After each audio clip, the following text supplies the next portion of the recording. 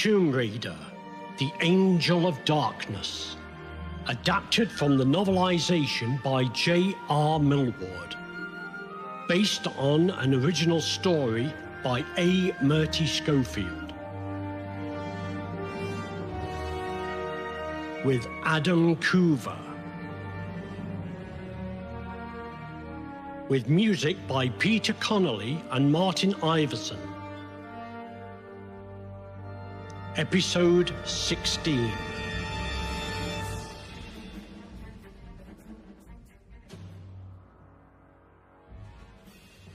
In seconds, I was back in the corridor.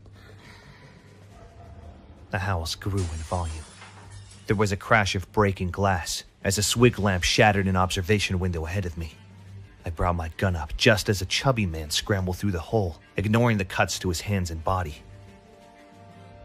It's here! It's here! Help! Too terrified to care, he bumped off the wall and spun off balance. But then, I saw the shape appearing behind him, snarling as it crawled free of the window. I took aim. Get down! The bullets didn't even slow it down. All I could see was a rangy silhouette and two fiercely glowing eyes that narrowed as the thing let out a bellow that shook my eardrums.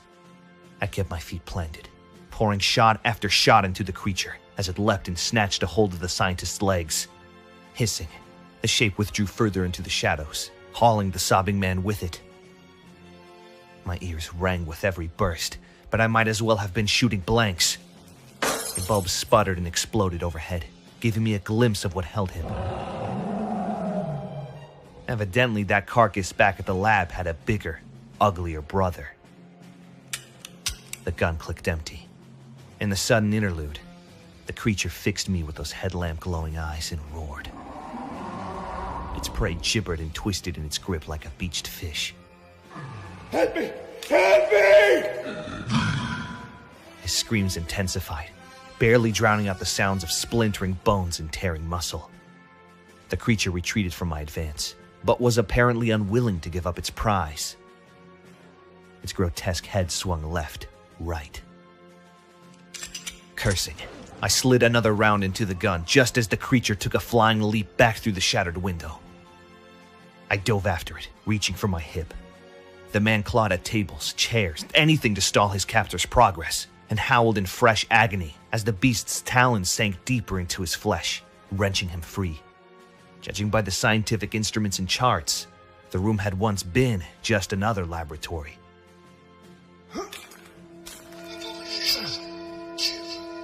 Lux Veritatis! The creature roared and leapt aside, narrowly missing the comet of searing fire loosened from my grip. My energies thrummed like an invisible rope between us, and I howled anew as I sent my golden companion whirling back to take the beast's head from its shoulders. Impossibly, it saw death coming and ducked. The scientist was dropped like a sack of potatoes. I felt the light swerve at the last instant to avoid his heart. With that microsecond's distraction, the beast jumped. It punched through a ceiling vent like it was made of tissue paper and scrambled out of reach. I roared, not willing to accept defeat, but in moments the creature's whip-like tail had disappeared up the shaft and vanished. My bullets traced a path across the ceiling, but it was too late. Light from my tame star circled us warily as I rushed to the dying man's side and assessed his wounds. Blood quickly soaked my hands as I applied pressure to the ruin of his thigh. The demon's claws must have severed an artery. Don't. It's too late for that. What the hell was that thing? Proto, I thought I was leaving here. Don't bother, I said. I'm dying. How can I kill it? Boaz was right. Only a shark can destroy it. But it's too late. Everyone's dead and we don't have a shard. One like this, you mean? The man's eyes widened as I withdrew the parry-up shard from my pocket. Its pull was to perception what black holes are to gravity, and I quickly slipped it back, hiding it from view. The room seemed to chill several degrees in its absence, although my companion continued to stand sentinel. The dying man's eyes followed its circling movements, and a hungry look overcame the pain on his face. His hands gripped my shirt with unexpected strength. Kill it. You must kill it before it gets to the upper levels. You can't let it get loose. Understand? We failed. You can't let it get out alive. Less than a minute later, I solemnly closed his eyes. Heat and light returned to my hand. Sure a guy? I know. Any ideas, old friend? The glow faded, revealing a golden disc fitted to my palm. Curved blades retracted, quiescent.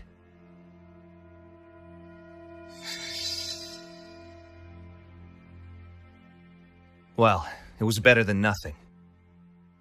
I knew there was only one solution, but the thoughts stuck in my throat, no matter how hard I swallowed. After Rwanda, I'd vowed never to do anything this crazy again. But I saw no alternative. The beast was aware of me now. It would not risk another open battle. I was going to have to follow the creature into its own territory. Only there did I stand a chance of killing it. Stay with me, okay? Assassination.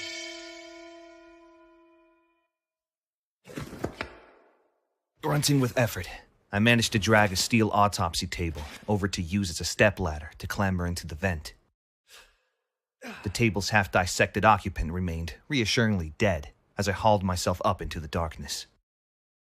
You'd think I'd be so used to the stench that I wouldn't notice one more corpse. Yeah, right. My sweat felt cold on my forehead as I pushed onwards. There was no movement of air, and wouldn't be until I got the power back on. Breathing slowly, I forced images of talons swiping out of nowhere to claw my face off, firmly to the back of my mind. Even as a child, I was cursed with too much imagination. The Legion had long despaired of beating the habit out of me. Perversely, my father had actually praised my gift, always maintaining that a good imagination was invaluable for scrying. The flip side, especially when crawling alone dark passageways looking for boogeymen, wasn't so great. I'm not exactly a big guy, but I'm no featherweight either. The vent was less than 3 feet square. Brushed steel bumped and thumped as I shuffled down on all fours, my breathing sounding horribly close. All I had to guide me were my instincts, the beast's unique, vomit-inducing stink, and the glow from the metal disc clutched in my outstretched fist. The light waxed and waned like a beacon in the darkness, growing in luminance and thrumming at each new junction when it sensed the direction taken by my quarry.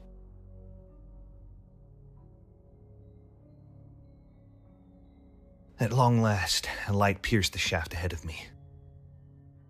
Ready for anything, I approached the opening and peered out. It wasn't quite what I'd expected. A vision from the Industrial Age, as Jules Verne or H.G. Wells might have envisioned it, arched away from me as a vast, enclosed sphere, like Cerebro's evil twin. Hey, I'm a Marvel fan. Get over it, DC. Armor plating covered the walls in a rusty, riveting patchwork, and a sturdy gantry encircled the circumference. A passenger jet could have fitted in the chamber with room to spare. Guess this was home sweet home. Warily, I emerged from the cramped vent, grateful for the chance to stretch my legs. Rust pattered down in a soft rain. The dust made a faint corona around each of the massive arc lights that were spaced at intervals around the perimeter. I could taste it with every breath, and feel it as a raw tingle at the back of my throat. Even my footsteps echoed with metallic overtones. The room was impressive all by itself, but my eye was irresistibly drawn to the object hanging at its center. A reinforced metal box, maybe 10 feet square, held immobile and isolated by dozens of steel cables from both above and below. A hermetic door, nearly 6 inches thick, hung pathetically off its hinges. Something had burst its way out with astonishing violence, and I didn't need to be a rocket scientist to come up with a likely suspect. So this is where they kept the proto, till they lost power. Clever girl, Lara. You let the genie out the bottle.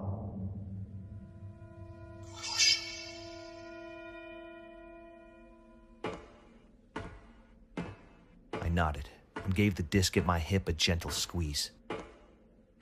My steps took me counterclockwise along the gantry to a small but heavily reinforced window, looking into what was clearly a control room. A safety glass had been reduced to a frozen spiderweb of cracks, where a man-sized object had struck with punishing force. One glance at the interior made me wish I hadn't bothered, but I quickly spotted that the exit door had also been breached. There was zero point in trying to lure the beast back in here. I wondered how it had originally been contained, and how many people had died in the process. There was no other direction that the creature could have taken, and so I pressed on, stepping carefully through the spilled gore. Evisceration is always slippery. The smell was appalling, but was soon replaced by the familiar reek of bleach as I emerged into an empty corridor. Bloody footprints cantered away from me, bouncing briefly off the wall as they turned a corner and disappeared. Following such an obvious trail would finish this game of cat and mouse in record time, except that I would probably be the one cast as the mouse.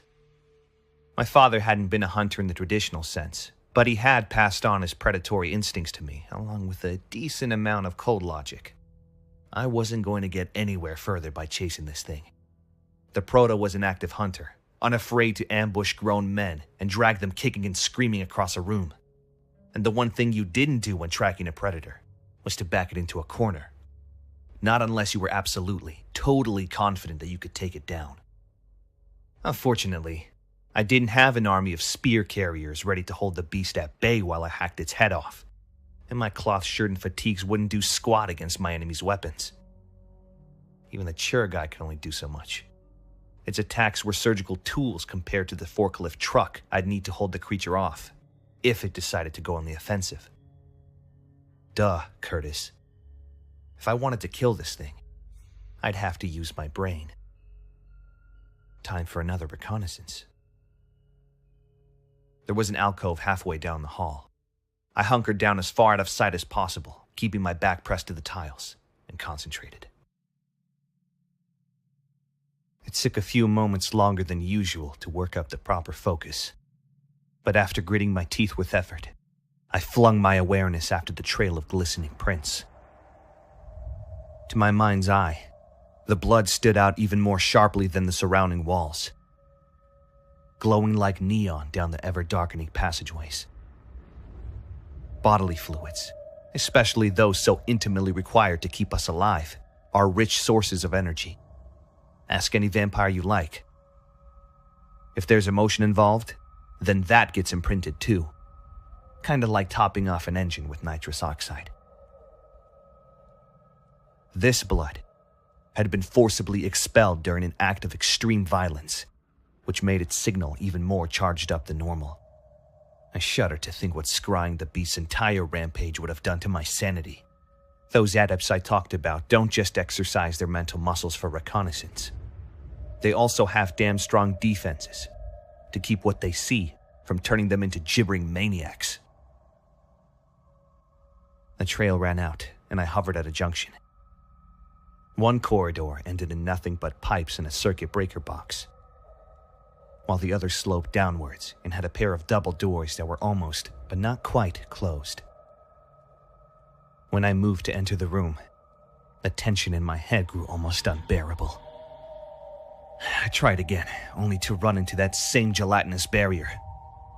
My attempts to breach it left me suffocating and disoriented. Whatever was in there was actively trying to keep me out. In a last-ditch attempt, I hurled every scrap of energy I had into a needle-fine probe, hoping to catch a faint glimpse of what was resisting me. But I misjudged and the probe shattered like glass. My mind was flung back and re-entered flesh with artery-bursting force. I doubled over, stifling a grunt as pain exploded behind my eyeballs. Fire danced before my eyes, and hot wetness trickled from the burst vessels in my nose. God, that hurt.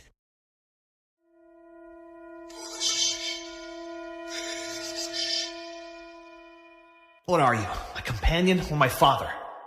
I had to check, and there is something down there. The risk was worth it. The Chirigai fell silent, but it was right. The act of scrying could be more demanding than the toughest physical workout. I'd been pushing myself hard for the past few weeks, and my endurance was approaching its lowest ebb. Attempting a difficult scrying, especially trying to circumvent that damn barrier, was a stubborn and moronic thing to have done in my present condition. If my probe had been any stronger, I'd have risked a stroke, or worse, from the backlash.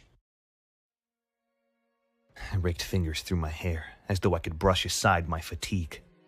The pain was lessening, slowly, although I'd have killed for a Tylenol or 3. Your father is dead.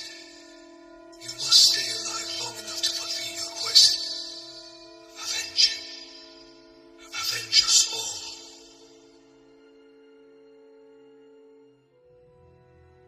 Only on very rare occasions did the Chirigai condescend to communicate with complete sentences. My fingers caressed the metal, and the thrill of heat was like a friendly hand pulling me to my feet. Nothing would beat eyeballing the thing in person.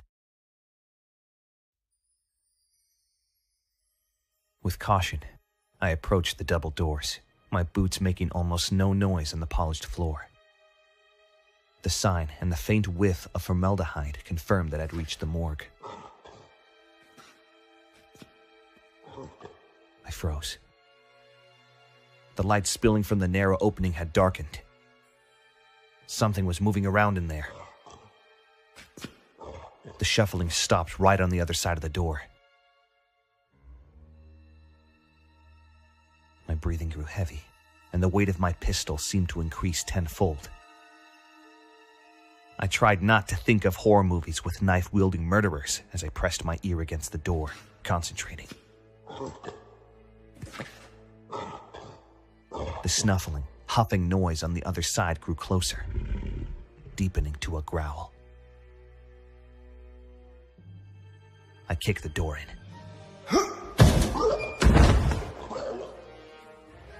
As tactics go, it was a pretty safe bet. I met a heavy mass which let out a scream but staggered backwards, thrown off balance as I shouldered my way inside. But then it regained its footing and bore down on me with a swipe of scythe-like arms and a hiss on loan from a king cobra. Fortunately, I know how to fall. As I rolled, I loosened the Chirigai in a flurry of burning light and kicked at the thing's ankles. Talons longer than my arm impaled the ground either side of my head, and a face that was barely a face anymore thrust itself into mine. I had a vision of half-melted, frothing holes in place of eyes, and long spurs of bone protruding from a heavily bandaged jaw. Nobody could have missed a target at that range. My gun fired once, twice, 5 times before clicking empty. Every shot piercing the creature's skull and plastered globules of brain matter across the ceiling. The creature shook its head, as though dislodging a mosquito, and screamed at me. I'd only made it matter. Jesus! I ducked, barely missing its fangs, and aimed a kick between its legs. There, at least, I got results. The talons came free as the thing leapt away, its straight-jacketed arms flailing while it howled. Brains are one thing, testicles are another. On my feet, I backed out of immediate range. The room was fairly typical of morgues I'd seen, with the usual gurneys and refrigeration units occupying most of one wall. However, the upright specimen tanks, each twice the height and girth of a man and glowing with the sickly greenish light, or definitely not standard issue. The light threw ghastly shadows across my attacker, whose anguished groans had metamorphosed to a hiss of hatred. Its empty eye sockets focused on me. Dropping the gun, I dived to avoid another of those Widowmaker swipes and caught the beast smack in the solar plexus. I timed my kick almost perfectly. The thing snarled and jabbed straight down, narrowly missing my own precious equipment, but amazingly did not fall. The thing had to have the core muscles of a rhinoceros. It dawned on me that the beast's claw was now firmly lodged in the floor and had pinned my pants in the process. As if realizing its talon was stuck, the beast turned its rotting face back to mine and brought up its other claw for a killing blow. I closed my eyes, the sight of my own intestines not being high on my list of priorities, and prepared to die. At which point the Chirigai reappeared. I risked a glance in time to see the creature sag like a dropped puppet, its life suddenly as absent as its head. Preservation instincts kicked in and rolled my body aside as the corpse tumbled to the ground. I scrambled to my feet just as the Chirigai sailed back to me, steaming as it shed its coating of blood. Damn.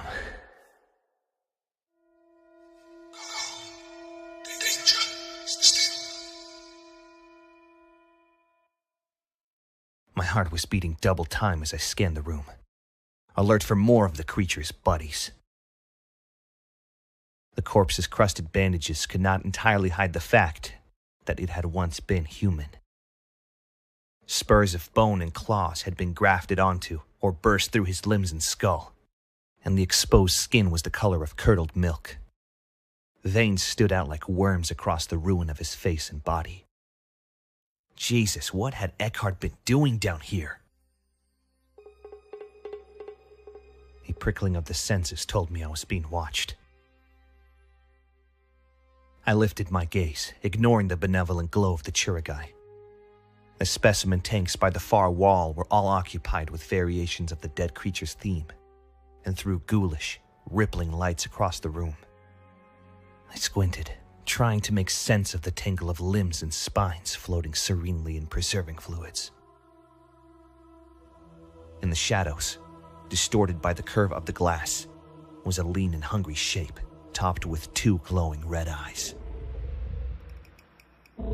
Its growl was my only warning before it leapt. You know that moment people talk about, when life is supposed to flash before your eyes before it gets snuffed out by a horrible death? Those people must have been referring to car accidents or lightning strikes, because the attack didn't leave me the necessary nanoseconds to reminisce. The Proto struck with the force of a hit-and-run Jeep. I was kicked off balance and slipped on the bloody floor.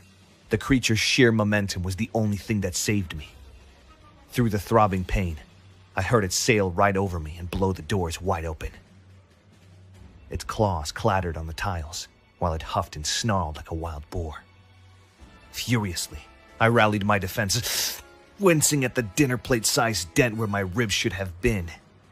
That creature had struck me with the heavy flat of its talons. My second miracle. Otherwise, I'd been sliced open like a ripe melon. Pistol out, I released the Chirigai and pelted after my quarry. It had recovered from its skid and stood crouched in the hallway, tossing its head and pawing the ground. Its claws gouged foot-long rents in the linoleum. Even from here, the beast's spiny gray hide stank of mildew and rot. I felt the Chirigai blurring the air behind me as it hovered protectively. The beast sensed it too, peeling back its lips to bare nightmare fangs. It took a step back, then another. In a flurry of thought, the Chirigai met the beast's dive head-on. I flung myself aside, avoiding a fatal swipe, and traced a line of bullets along its exposed belly. Impossibly, the beast twisted in midair. It landed on all fours, hissing and spitting, and spun to face me across the corridor. Sludge-like blood oozed from a mortal wound across its left eye, where the Chirigai had almost split its skull in two. Buzzing like a hornet, the Chirigai reached the end of the hall and reversed direction. The proto sized me up, its sides heaving, but impossibly free of gunshot wounds. Even as I watched, its cleaved head began to knit itself back together. With a wet slop, the blood clotted and a fresh eye regrew in the ruined socket. Okay, that's just not fair. The beast faced me and bellowed in part challenge, part frustration. For a crazy second, I saw intelligence glittering in its gaze. It knew that here was a genuine threat, something far more deadly than a battalion of Strahov guards. Maybe Alexis was right about me all along.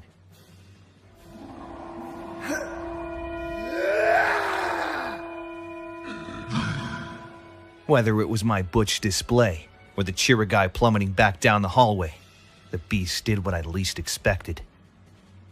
It fled. Damn it!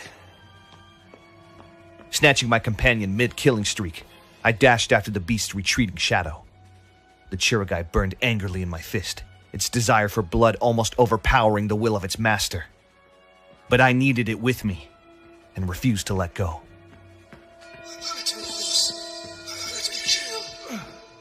Not yet. We rounded a corner, taking the down steps 3 at a time. Every breath stung from my cracked ribs, but I ignored them. The stairs abruptly ended, and I entered a chamber almost hidden under a pall of smoke and fumes. It was impossible to tell the room's dimensions, but fuzzy lights from various control panels winked through the twilight haze. The smell of diesel was strong enough to be a demon in its own right. My eyes wouldn't stop watering. For a moment, I couldn't believe my luck. Surely I hadn't come so far. The generator room.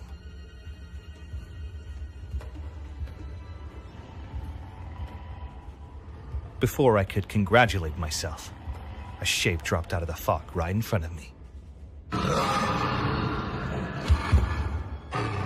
I hit the deck just in time to avoid the slashing teeth and rank breath.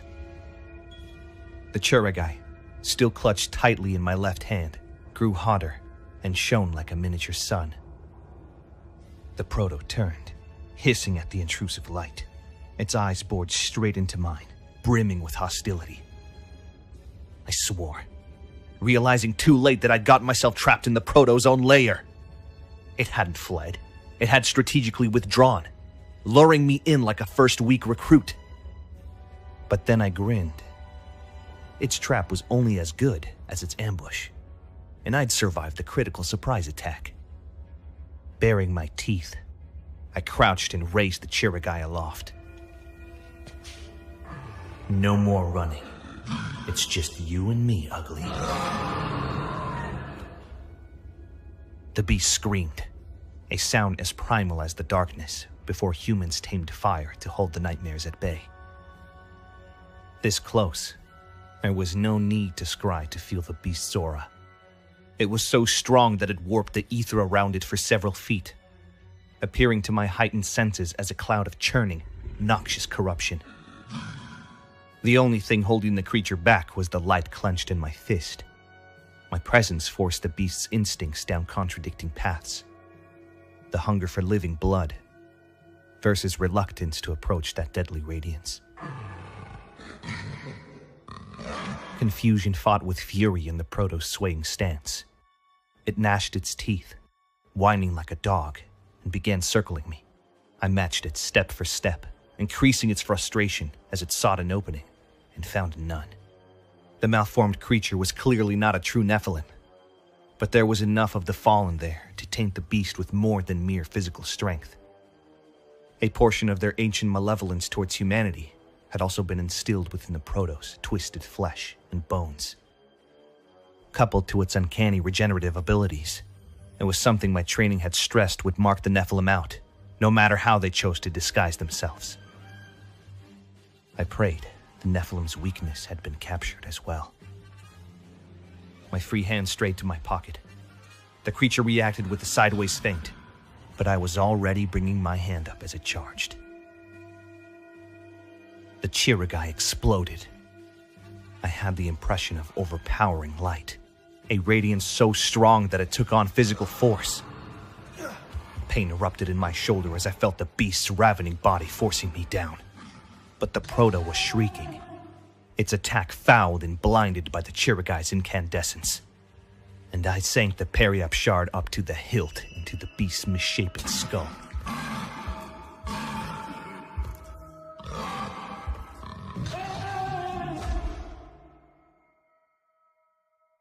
It yelped, a dog-like bark of shock and pain. I rolled out of reach as its body contorted in agony. The light of the Chirigai softened and embraced me, and we both stood clear to watch the beast endure its death throes. They did not last long. In the ensuing silence, my hand found the hilt and tugged the shard from dead flesh. There was very little blood, but I wiped the blade clean anyway.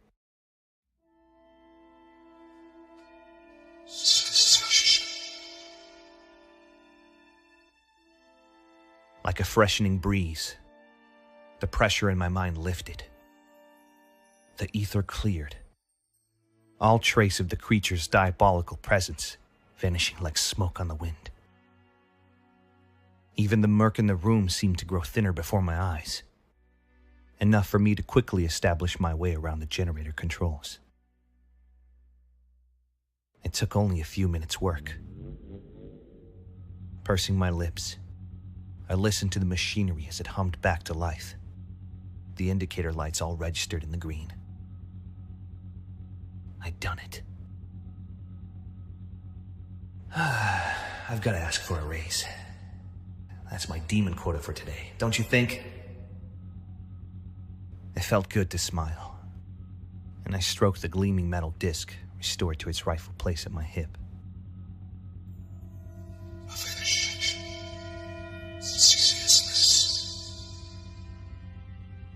Yeah, I know. The work ain't over yet. My greater purpose was still unfinished. Eckhart still lived, and so did the Nephilim as the nightmare yet unborn. While the Proto's presence was already fading, my sight perceived the Black Alchemist's influence still saturating the Strahov like a diffused smog. Both were spewers of pollution and death, but the Proto had just been another bestial animal to be put down. Bringing down Eckhart was a far deadlier prospect.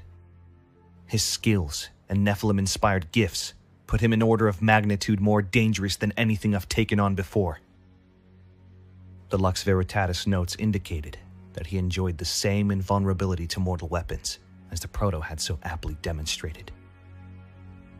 It also went without saying that the rest of the damned Cabal and their agency-equipped lackeys were willing to die to protect their master. Just getting to Eckhart was going to be a challenge. If I didn't have all the shards by the time I faced him, my run of good fortune would certainly come to an abrupt and messy end.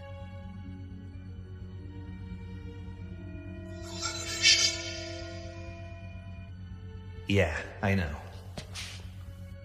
It's gotta be worth a try. She's probably wondering what's keeping me.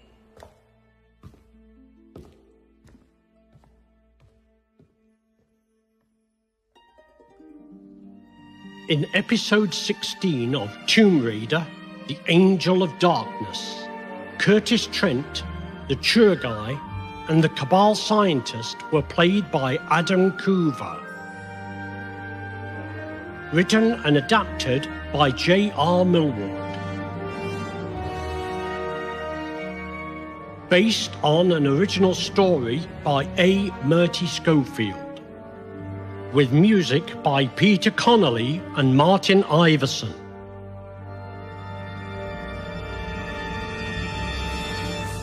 Additional sound effects courtesy of www.freesfx.co.uk, the BBC, and the YouTube Audio Library. Produced by Stephen Millward. Lara Croft and Tomb Raider are the property of Crystal Dynamics and Square Enix.